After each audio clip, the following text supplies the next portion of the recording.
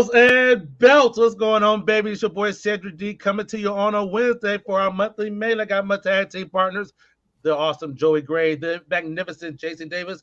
Matt should be joining us shortly. We shall see. Gentlemen, good evening to y'all. What's up, brother? What's going on? What's going on?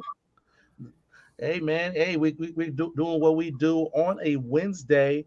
As you can tell, I'm wearing my stupid hat. It is my birthday. Woohoo! Yeah! Happy birthday, brother! Appreciate that. Appreciate that. Oh, hold on! I got an important call coming in. Hold on, just a minute.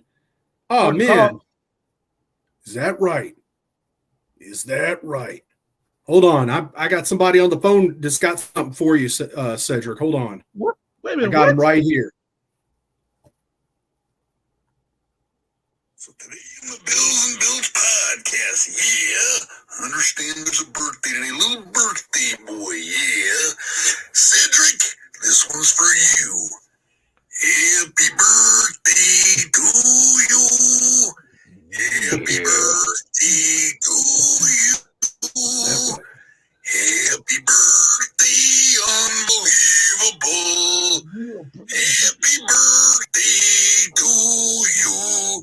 Unbelievable from the Macho Man Randy Savage. Freak out. Oh, yeah. That was amazing, brother. Yeah. I love it. I love it. That's awesome, man. Thanks to brother. Oh, shoot. Appreciate that. Sorry. Thanks to Rusty Miller for that. Rusty has like the best Macho Man impression. Man, it's good. I love it, man. That's solid. That's good stuff. Here some of these comments. We got the generic jobber in the house. Appreciate the birthday love. He's committed to being a Facebook user too. Boy, he is committed, man. He's owning it. Owning the gimmick, brother. Yeah. Thank you so much. Thank you so much. Steve Jordan, thank you so much. I appreciate that. So much. Thank you. Oh man, but yeah, we're gonna get into this. We're gonna talk a couple of things. Jason is gonna take us a little bit down history lane about August 2nd and August in general, right? Yes, sir. We got a few momentous occasions today on this day in wrestling history. Okay. Of course, today was the false title change between Bruno Sammartino and Buddy Rogers. They met in Toronto, Canada on August 2nd, 1962. And Sammartino won the match, but Rogers claimed to suffer a groin injury during the match, and it was reversed on a technicality. Wow. So, I honestly, this is probably WWF at that time testing the market outside of New York to just see how viable people are gonna find Bruno carrying that title coming off of Buddy Rogers. Obviously, they reacted favorably to it, and not long after he won the title off Buddy Rogers in Madison Square Garden and had his incredible historic run. So. Wow, that's I heard of them having a match prior to that. So I definitely appreciate that insight there, bro. Yeah. Awesome. So it never made TV. It made the magazines. People knew that it happened, but it was reversed on the technicality. And WWE liked to go into foreign markets when they could, and that was about as foreign a market as they got into at that time. Going up to Toronto, and so they knew that it wouldn't make TV or make the papers as much, and so it was a good way to test it. So, oh boy, but I wish that we could do stuff like that now. the advent of the internet and social media and all this stuff, it's like you can't do stuff like this anymore. Yeah. Oh man. Yep. So that was pretty momentous. Okay. One of the bigger sort of historic events, which I think we all remember pretty favorably, was August 2nd, 1992, when Ron Simmons became the very first African American to win a major world title in wrestling when he defeated Lex Luger to win the World Heavyweight Championship in Baltimore, Maryland. I don't know why I have a picture of Vader there. No idea. It is Vader. It was Vader. Yeah, it was Vader. It was Vader. Good. Yeah. It was Vader. I read. I was reading Lex Luger and I go, it wasn't Lex Luger. It was Vader. He beat Vader for the WCW World Heavyweight Championship in Baltimore. Yeah. Yeah, absolutely. Any sentimental memories of this matchup and that was a big deal. Yeah, this is about as sentimental as it's gonna get right here, man. Like we started the show. We started that show thinking Sting was wrestling for the title. Yeah, and I remember that was when Jake Roberts debuted at WCW at the time and took Sting out. So they had to do like a number drawing or pull a name piece of paper out or whatever. I remember if I'm right. And then so Ron Simmons was like the big surprise opponent for Vader. So it kind of laid out the groundwork of like nobody thinks the title's going to change on that evening because it's freaking Vader, during his world title run. So dominant, boy. Nobody really saw Ron as a world champion quite yet, but on that night you did because he gave Vader all he could handle and beat him. And I remember him whipping that power slam, catching Vader, and luckily Ron was strong enough to snap power slam a guy like Vader. Yeah. And I think Ron was one of the wrestlers that they did a really great job of building. Like they did, they like from the ground up. They really had a sense like he felt like a monster. Like he really you knew he was a badass. You could tell by the way he wrestled and how they built him coming into the tag team and into his singles run. So. Yeah, I remember watching some of the vignettes with him, like just starting out, man. So to go from there to winning the world title, man. And I was a young man when that happened, and I could tell then that was important. Like you felt like it was important. Like it was beautiful. One of wrestling's not known as being at that time the most progressive sport or form of entertainment in the world. So for them to make that move, especially WCW. There you go. Damn. Man, look at the generic job of trying to get over. Look at you. Yeah, it worked. It worked. I got a pop. I popped for him. Yeah, but I'll tell you this too. Like, it's just you don't see it in wrestling anymore. Like everybody was on their feet when Ron got the 3 count, and all the baby faces hit the ring celebrating. They all had him up on his shoulders and everything. Although I'm sure he's not happy that Van Hammer's right at the front of the picture. For the rest of history, but Van Hammer. Okay, I drew a blank. Van Hammer, what happened? He's front and center in the photo as they carry him out on their shoulders. So it's like, go away, dude. Nobody's here to see you. He's a smart dude, man. He got himself right up in the front of the picture. Yeah. But I mean, it was great. You had guys like Dustin Rhodes, Barry Windham, Brian Pillman, all these top baby faces hitting the ring and standing behind Van Hammer. Behind Van Hammer, who's just got to hog the spotlight. Yeah. Oh, but it was. Here's all these top baby faces and Van Hammer. Here's a whole bunch of really talented guys and Van Hammer. And Van Hammer. Yeah, that's pretty much what it was. Awesome. On this date in 1998, ECW presented Heatwave 98 on pay-per-view. They had an estimated 100,000 buy rate. It was the most widely viewed pay-per-view in their entire run. Highlights of the card saw Taz defeat Bam Bam in that famous fall through the canvas. And even more importantly, and I wanted to highlight, was Sabu and Rob Van Dam against Hayabusa and Jinsei Shinsaki. That was an insane, pretty rare to see in North America. And that was a hell of a match, actually. If you haven't seen it, definitely recommend checking it out. Yeah, that was awesome. That and we just got to see the Bam Bam Bigelow dark side of the ring. Yeah, and Taz pulled back the curtain on how they pulled that off. He didn't want to give it up, but he told us they had some white tape on the upper rope, so they knew how to judge the space because they were falling backwards.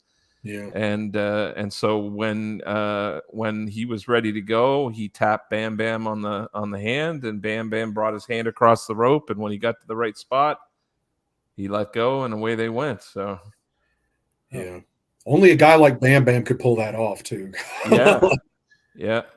I mean, that was a hell of a match to make somebody Taz's size look like a threat to him and pull it off and make it look like a competitive athletic match. People just, I don't think, and Bret Hart's gone on record many times and said Bam Bam was one of the best big men he's ever wrestled in his life. Absolutely. He said he was gentle, he was easy, he wasn't hard to move around the ring.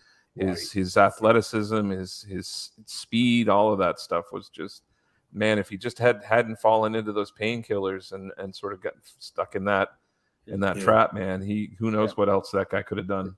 He weighed 98. Joey, if I'm not mistaken, we was talking about that on Sunday, wasn't we?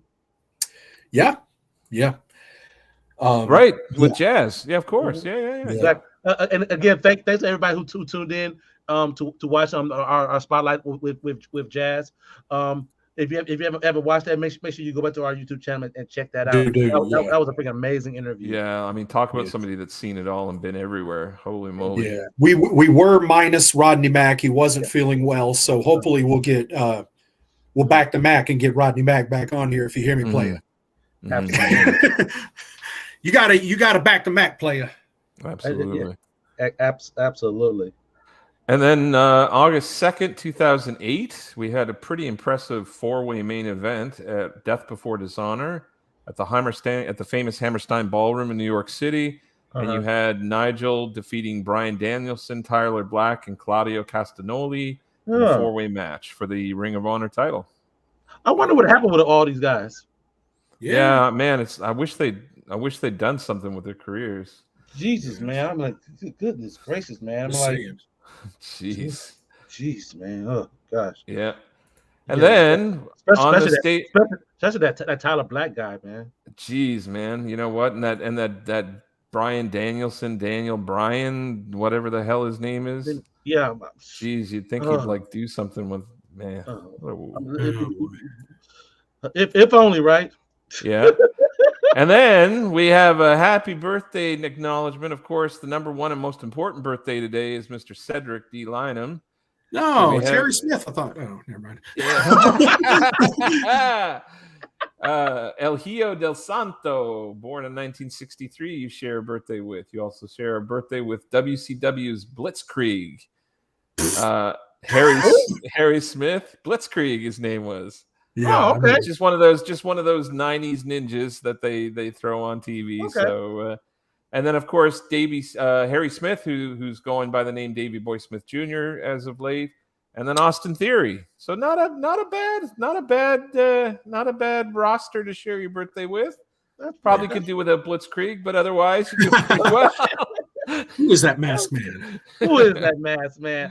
Oh man, awesome! Hey, thank you, Jason, for you're welcome, my man. You're welcome. I appreciate that. Hey guys, and this is the type of stuff that Jason does every freaking Monday night on the Champions Boat Club podcast. Yeah, come hang out with us. 8 Eastern, 7 Central. Him and Tony Thorpe doing an amazing job every Monday. So. Yeah. Definitely give them guys a holler over and there. In the Facebook group Champions Boat Club in general, day to day, there's always we try to highlight wrestling birthdays every day, and we try to do guess the wrestlers and other quizzes. So definitely, if you're into trivia and you're into wrestling folklore, that's a great place to something to look forward to every day too. When you're bored or looking on social media, and the next thing you know, you see something from Jason on there. Little gift. Pop on. Yeah. They were running the Intercontinental tournament. Yeah, we're down to the finals now. So we do a 12 wrestler tournament, and we run it for the 12 weeks consecutively. Do a vote every Friday with a matchup, with a Friday fantasy booking matchup. This last one has been the top 12 Intercontinental champions based on the votes of the members of the page. And we have gotten down to the final two, and it's Razor Ramon and Bret Hart for the top spot. Razor from the Ramon state. had the comeback of that series. Like He did. He was the dark horse through the whole thing because he got knocked out in the first round. Yeah. And he got his vote back, and he beat some pretty impressive wrestlers to get back in there. So, hey, Ben Walker, how you doing, brother? Yeah, Who you no, calling old? Yeah, Damn. so it'll be interesting to see how that vote goes. Bret Hart's been popular in the group for sure, and he's won a few things. But I could see Razor Ramon pulling this off. I could see him going all the way for sure. When you talk about somebody that's attached to the IC title in terms of career, I'd say Razor's probably a little bit more associated with the IC belt than Bret. So. Yeah, I could definitely see that, but it's going to be a hard it's going to be freaking hard. I mean, absolutely, because Bret, like on top of the awesome matches he had, the technical wizard that he is, him and Davey Boy's headline freaking SummerSlam '92, for goodness sake.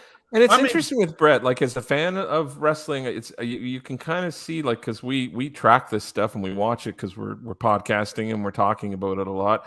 He's almost kind of had a bit of a revival in a strange way. Like he's always been respected and he's always been somebody that people perceive as a great wrestler. Yeah. But it's almost as though in hindsight his work is even more respected now than it was at the time that it was happening. So it's an interesting sort of phenomenon going on. And the crazy thing is, as well. Now, if we truly like go back and look at it, because I saw a post one that y'all might have saw as well. If we go back and we take a look at like with the wrestling that we grew up with and whatnot, and how we were in awe of everything they were doing. But we run into an old head and they tell us that, like, oh, you should have been there in Florida. You should have been there.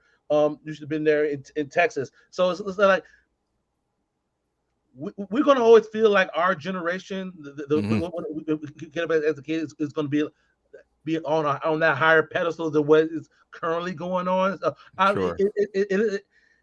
It's a bias, yes, but when we present ways in which it's true, it's like show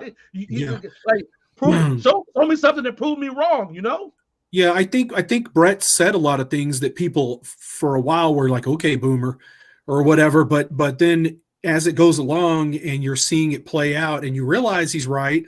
Yeah, about a lot of stuff. Even young people now are like, oh, dang, he's got a point. Shit. He was about 10 years ahead of the curve in terms of criticism on the way things were headed. And he said, stuff like he said, I wrestled 23 years or whatever it was, and he goes, and I can safely say that I never hurt anyone in a single match. He goes, and if we're keeping score of what really matters in wrestling, he goes, I think I had pretty good matches, and I never hurt anybody. Never heard a single person in the match. He also pointed out that the majority of his serious injuries happened in the last 4 years of his career. So there was definitely a changing of the guard happening, as it were. So Bret was go ahead, Joey. Bret was such a giving wrestler too. He made so many guys, including Steve Austin, including you can name it. Without that match with Bret, I don't think Austin would have necessarily gotten to where he was, at least not with the time he did.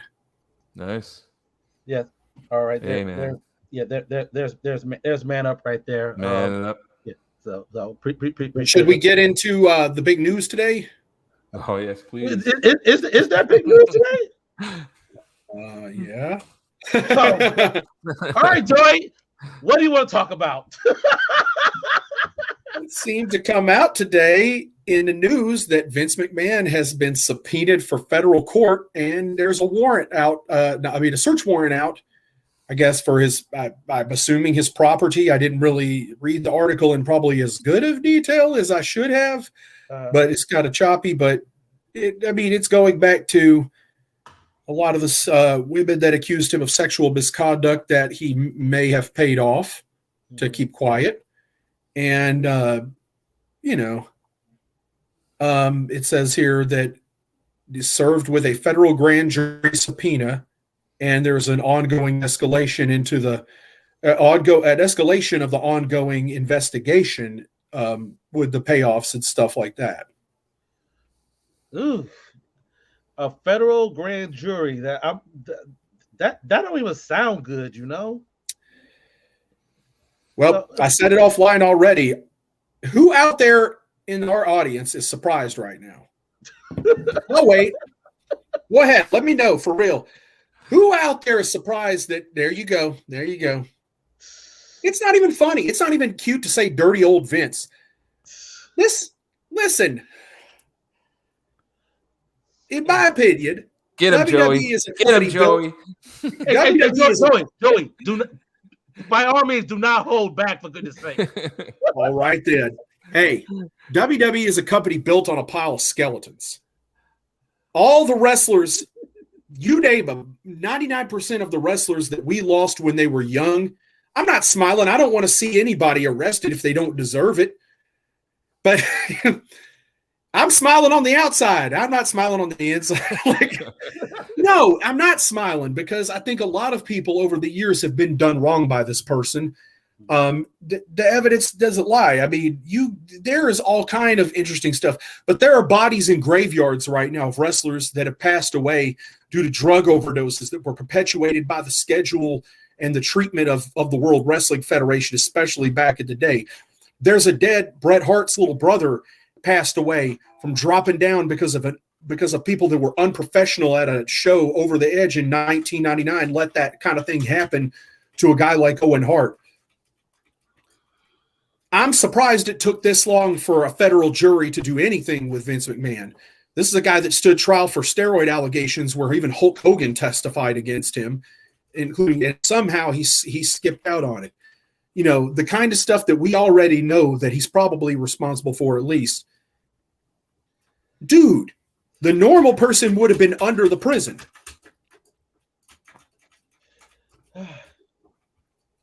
You done? And I'll take on to the end of that and say that they know what kind of reach he has. They know that he has access to TV and to media. They know that he can build a case for himself in the public domain. They're not going to subpoena this guy and get a warrant and go after him unless they got something pretty locked tight. They're not gonna make that play on somebody like Vince, knowing what Vince is like and how he's operated in the past with this stuff, unless they're sure they got something on him. So it's, you know, be sure that there's definitely fire behind the smoke. So it's going to be freaking interesting, and with the pending completion of the sale and them coming in Endeavor and all that good stuff, you wonder as to how this is going to play out on that front as well. Yeah. So yeah. And if you go back to this, we were talking about backstage. We were talking about the steroid trials and the whole that whole sort of. He did the same shtick then. Like he went out and had neck surgery when he was about to be subpoenaed. He knew that was coming. He came into trial every day with a neck brace on. It made him he wasn't jacked as he usually was. He looked made him look vulnerable, made him look sad. And what did he do? Not less than 2 weeks ago, he went and had back surgery. And he's on leave right now from the company. If you think that timing is coincidence, you're not paying attention. Yeah. So Nessa got a comment here. He said Vince won't go to jail no matter what they find today. He will disappear even. So I mean, yeah. It's not what they found today. Like, he has a former female referee from the 80s that has accused him of rape, and there are witnesses. There are ex-professional wrestlers that were on the road at the time. A couple, like one of them, I can't remember who it was, but I'll think of it later. But he did an interview with Devin Hannibal Nicholson not too long ago, and he talked about it. He was like, "I was on the road; it happened." Yeah. And it's even if the man doesn't go to jail, even if that doesn't end up where we get to at the end of this whole thing, it's definitely going to pull him out of it's going to take him out of the pilot seat. It's going to force him to permanently separate from the company. because they just you can't have them PR, associated with right? a publicly like there's no way once this is all said and done that he gets to stay in charge of things. Just isn't going to happen. I mean, we've been looking at it, and then everybody thought he was done with creative, and then what did Eric Young just say? He's like, I asked for my release because he was back in charge of creative, and I didn't want to be a part of it. Yep. Yeah. So it'll be interesting to see, because again, I know we've seen it happen a lot of times where people get subpoenaed and get investigated and nothing comes of it. But I don't think they're going to make that kind of mistake with somebody with this kind of public profile. So, jeez, exactly. You put a billionaire up there with access to so much, like you were saying backstage, with the media presence and all that stuff. Like if you go for them, you better damn know. You better make it count, because he's going to fire back for sure. So. And he'll come back and sue you twice over if you make an ass out of him, and then he's going to end up owning your company. Absolutely. But yeah, we did something earlier in regards to this. We were talking about the steroid trial and whatnot in 1994. What if during that trial Vince got convicted, he was put away, and what would that landscape look like in wrestling? And we want you guys who are watching to kind of tune in, because Joey set the stage for us, because Jerry Jarrett was in charge of the company during that time, correct? Well, he had positioned him to be. I don't think he was. I think he had planned to. So I think that there was turnover going on in case, but I don't think he ever really did much with it. I mean, Jerry was working with Vince at the time anyway, using WWF talent on USWA shows and TV, and then he was sending talent up there too. So they already had a good relationship, and Jerry knew how to run a pro wrestling company and make money. So I guess he figured out of everybody that was available, he had a closer relationship with Jerry Jarrett, and could have made it work. Put it into context. If Vince was out of the picture and whatnot, this was 1994, like spring of 1994. I think Hogan had just signed with WCW. On a WWF front, 1994. Who was champion at the time? Yokozuna was champion at the time. That's when Hogan left. Hogan left in '93. Hogan left in '93. Bret Hart was the champion. Bret Hart just won the title at WrestleMania 10 from Yokozuna. So he was on that run. So potentially what are some of the stuff that we fantasy booking we're playing here? What was possibly some of the stuff that we could have seen at that time if Jerry Jarrett was running WWF and going up against WCW, who had just acquired Hulk Hogan? Well, Jeff Jarrett would be a 15-time world champion right now. I thought he was anyway. Yeah. So that would have happened for sure. Nah. Yeah, I think Vince would have still been having his say. I think there would have been communications from prison. Yeah. No, all jokes aside, I think you would have seen more. You would have seen a lot of people shrink really quickly. That would have happened for sure. I think. That happened anyway at the beginning. It did, but it would have happened. It would have happened more and probably faster. So you weren't going to use IcoPro? All the pro hormones, the bottled oral steroids they were selling under the label IcoPro. Yeah. So I would say I'd say the landscape would have had a title run. Yeah, for sure. I think the landscape of wrestlers would have shifted quite a bit. The big man's day would have been over a little faster. I also think we didn't talk about this backstage, but it's a point that came to my mind is that what tends to happen with legal presidents like that is once they get one, they go after all. So I think that WWF would have been the high profile first sort of shot. I think you would have seen them go through to other companies like WCW and ECW and other companies, and they would have made an example of all of them over a period of time. They would have investigated. Honestly, I think so. Because once that legal precedence is set, and you can't have one TV show with everybody, looking like Shawn Michaels, and have and flip over to WCW and see everybody jacked to the tits and just eating steroids like Cocoa Puffs, and they're going to go after them. So I think. With all due respect, I think that WCW had a lot less people that were on it anyway. Like even Sting claimed that he was natural, and I honestly don't discount that. He wasn't that big. Oh, I'm gonna call BS on all that. No. Sting wasn't. I mean, you got to understand. Like you put Sting next to Lex Luger, even. Luger was a lot bigger. Think who was there at that time, though. Honestly, think about the fact that Vader was there. Think about the fact that Hogan had just. Vader wasn't on gear, dude. To maintain that kind of size and to be able to move like he moved and have that size, yeah, for sure. He wasn't muscular. I think that's the mistake a lot of people make with this stuff. They assume that because you can jam that stuff in your arm and your butt, and you can take that stuff, and it doesn't translate immediately into muscles.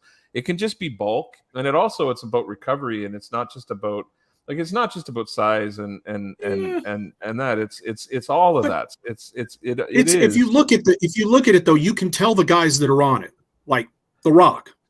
Clearly, yeah. I mean, because he's bigger and more cut now than he was when he was 25. Sting never maintained this massive physique over time. He seemed to age in a normal way, where his body started to do things that appeared natural. I think around the time that he left the surfer persona and went into into the crow persona stuff in WCW. Around that time, I think he was getting off of a lot of the stuff. But when he was a Blade Runner and when he was standing he admitted that he used it back. Oh yeah, he was jacked. So he admitted that he used it at first at that time when he was 275 pounds. But when he was working his program with Vader, I mean, he was pretty big at that time too. I mean, he's a pretty big guy. I wouldn't say that compared to Luger and even some of these guys like Luger. During the WWF run, came off the stuff. I mean, you look at somebody like we were just talking about a minute ago. You look at somebody like Bret Hart. You don't look at him and go, "Oh, he's jacked to the teeth." But he's already publicly admitted many times that he took stuff along throughout his career to get some size on his frame because he wasn't somebody that would naturally put that kind of bulk on. So but I don't think he was using it in his prime. And it's semantics too. Somebody can say, I've never touched steroids before in my life, and they're taking growth hormone, and that's not steroids. So it's all sort of but it's all semantics. It's you can get size and bulk without being cut and shredded and ripped. And again, a lot of the guys weren't even using that stuff necessarily just to get big. They were using it for recovery. They were using it just to be able to keep up with the schedule and have their body heal up from the impact. Yeah, but that's what I'm saying. WCW didn't have nearly the schedule the WWF did. No, that was part of it. They didn't, but they were also chasing that look. Like that look became so popular in the 80s and late 70s and the 80s. Like that whole Jesse Ventura, Hulk Hogan, AWA, sort of that big man, because that big man game really started in AWA before it found its way into WWF, but it was really an AWA sort of focus for a long time. Yeah. So Vader on gear though, I can't see that. But man, I'll tell you, if you look at some of the earlier his stuff in New Japan Pro Wrestling when he had the mask on and he was sort of in the early days of his work. to have that kind of like to have the mass he had in the shoulders and the because like if you look at NFL players from the 70s, like the mid late 70s when steroids were at their hot, like they were just sort of becoming really mainstream for a lot of the athletes. But I mean, if I ate 10,000 calories a day, I wouldn't need steroids. But but when you look at those guys, none of them look like underwear models. Like they look like they look like the guy that drinks a beer down at but he's 5 times the size of him, but they just look like the guy that's drinking a beer down at the bar at the end of the corner. They don't look like big, but they're big. They're just big, strong. Steroids were different in the 70s than they were in the 90s too. You had the goal, by the late 80s, early 90s even was steroids were, would shred you up and stuff like that. The stuff they were using back, in Arnold Schwarzenegger's heyday and stuff like that. For horses.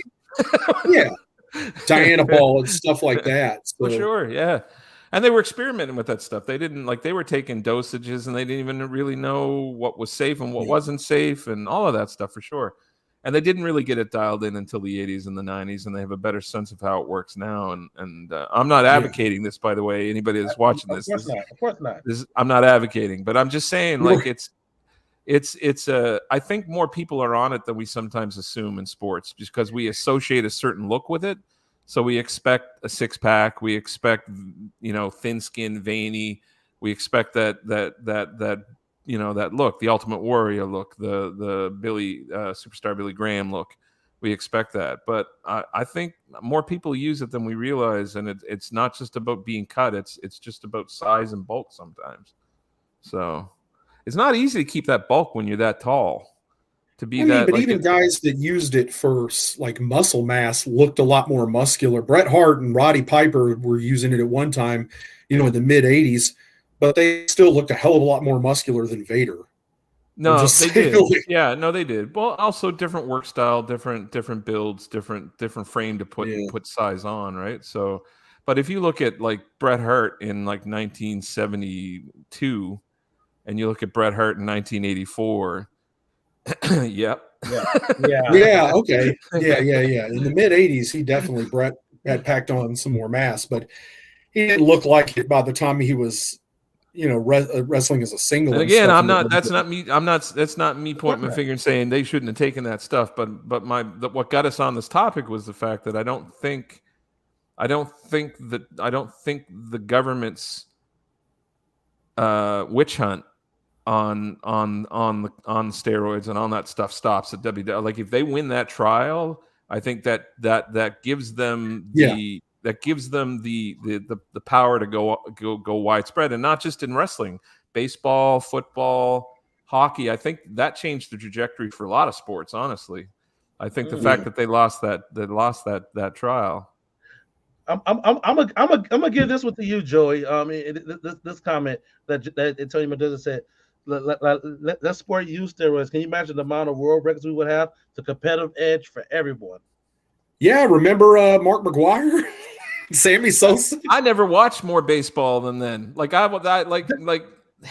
Yeah, that was peak time. They were going back and forth. I don't care if they've got an intravenous in their arm in the pit. You actively getting in the bloodstream while they're hitting. You're gonna hit balls like that? No, hell yeah. Mark McGwire comes out there looking like Scott Steiner.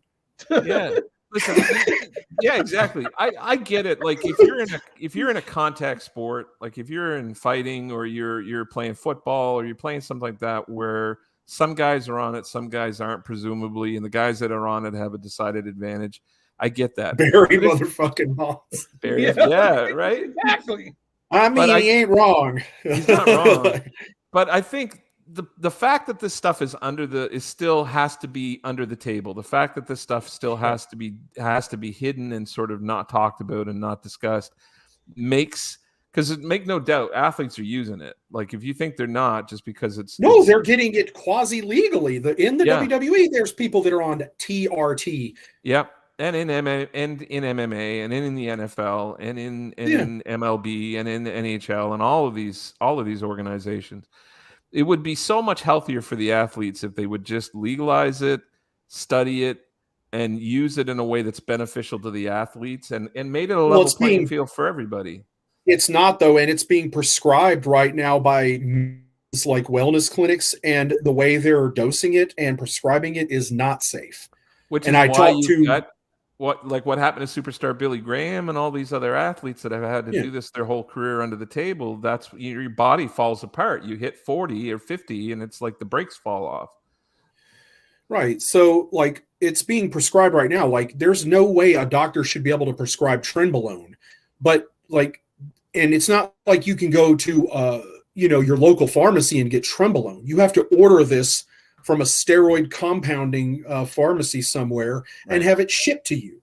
So it's quasi legal because the feds haven't stepped in and go, okay, this should be illegal. It's even more nefarious than that because you don't really know where you're getting it from in the first place. No, that's coming to you from some black market lab in China and you're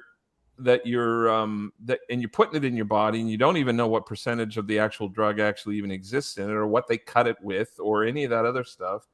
And so it's even if the doctor's sticking it in your arm, it doesn't mean that you're necessarily getting a safe product. So the fact that testosterone itself, the testosterone like cypionate that's I know available in the States is regulated by the United States government, but all the other anabolics they're prescribing other than testosterone itself are completely unregulated. Exactly. So I honestly think it does more harm because it remains unregulated and because it remains under the table is the biggest problem. And again, I'll go back to my point I made earlier. I'll say it again. This stuff is not just about strength and speed and size. A lot of these guys are using it therapeutically to recover from injuries and wear and tear and all of that stuff. And all the jokes aside about Barry Bonds and hell yeah, like I'm in. Like if they're gonna kick balls from the end of the field into the end zone, I'm in it. Like go for it. Like I'm all for it. Like but honestly, and if two guys want to square off in an MMA cage and they're both on it and they want to and they just want to go to town, I'm like go. Let's go back to the 2000s when they were doing it. Yeah, because that's what you're going to get. You're going to get Dan Severn. You're going to get Dan Severinsen and that big Japanese dude just wailing on each other for 10 minutes straight. So I guarantee Dan wasn't on it, but that's one time that skill. It wasn't. It was not Dan Severn. I said the wrong name. It was Predator. Don Fry. Don Fry. It was Don Fry. He was juiced to the gills. He was, yes. Yeah, he was. Yeah. Dan wasn't. Dan probably never touched a steroid in his whole life, but Dan was such a great actual amateur wrestler and everything that. Hey, thank you, Facebook user Takayama and Fry. They literally just walked to the middle of the ring in Pride, and they collar and hooked each other, and then they just hockey punched each other for 10 minutes straight. That was crazy. It was crazy. I'd have to be high to do that. Just go ahead and punch me. I'm gonna punch you too. Hey, guess what? They simulate that all the time in pro wrestling now, where it's just like punch me, let's punch each other over and over. It's like that's not how fights work in real life, buddy. Yeah. Like if I get you, I'm gonna try to keep getting you and not get got. But I think if they got Vince, they would have put a lot of other owners and a lot of other organizations on blast for sure. Yeah, absolutely. For sure. Well, let's go ahead and I got another topic for us here. We were looking at before, and this is about a lot of fans are frustrated with how over LA Knight is. He's super popular in WWE right now. Merchandise is moving off the shelves. His t-shirt sales are through the roof. Yeah, but he's not. He's low mid card, and they're not using him, and he's just there, and he beats people that nobody cares about, and loses when it's important, and a lot of fans are getting frustrated, and then. There's rumors, of course, in the dirt sheets that, he's getting a push now. He's getting a push now. And they keep changing it because it's like, he's getting a push after Money in the Bank. He's getting a push after SummerSlam. And now he's in a garbage battle royal at SummerSlam nobody cares about. Mm-hmm. And then people are like, well, he's super over. They have to push him. And it's like, there you go. That's what a lot of fans said. So, but going back to it, the argument is, when has that ever been the case in the WWE? They don't necessarily do that. I mean, we talked about it before. Look at Matt Cardona, Zack Ryder. Super over at one point. Merchandise mover, YouTube, very popular YouTube channel. Could have gotten a massive push. I'm not saying Zack Ryder should have been WWE champion, but he was Punk? A super over babyface there. CM Punk when he blew up in his when he was over there before when he beat John Cena at the SummerSlam, I think it was. He beat him in Chicago. Yeah, he never got a main event at Mania. Yeah. So but I feel like CM Punk was given the push. He was given the opportunity.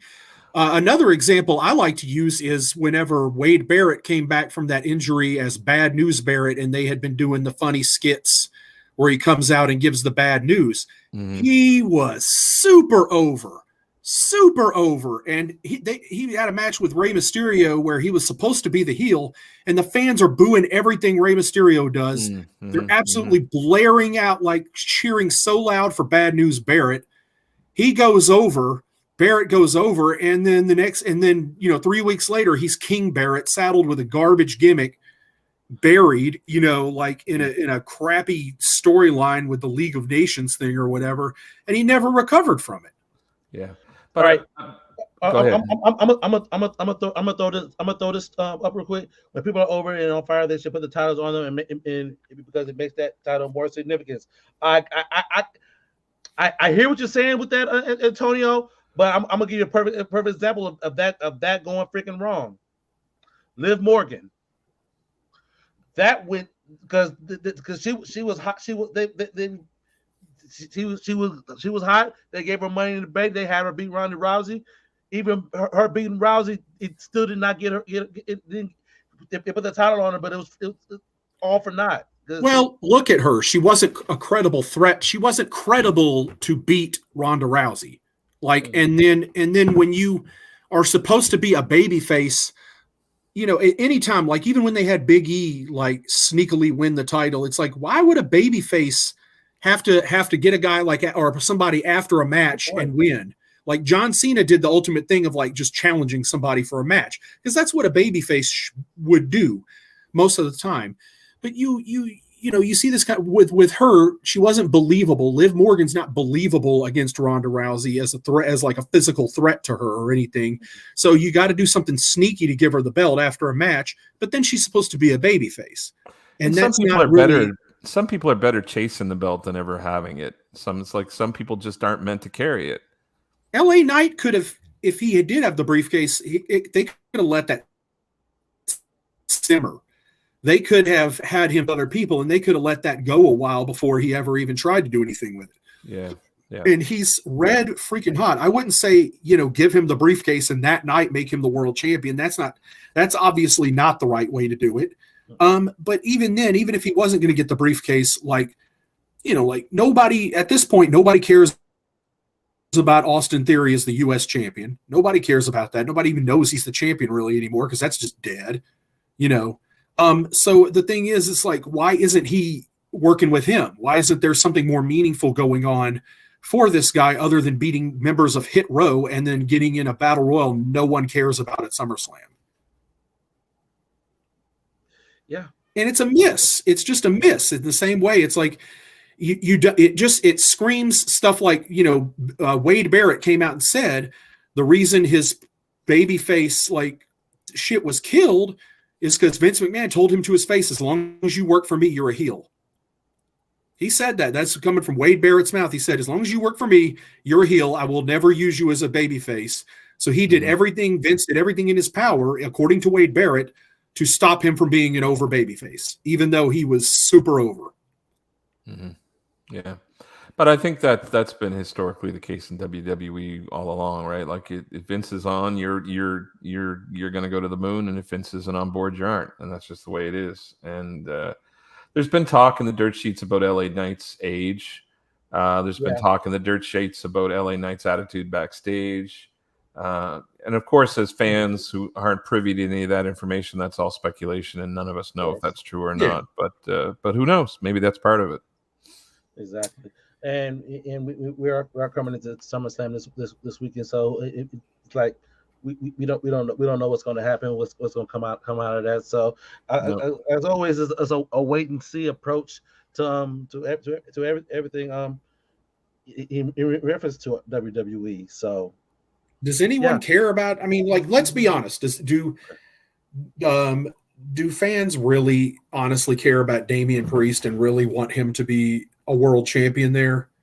He's part of a group that he's not even nearly the most over guy in.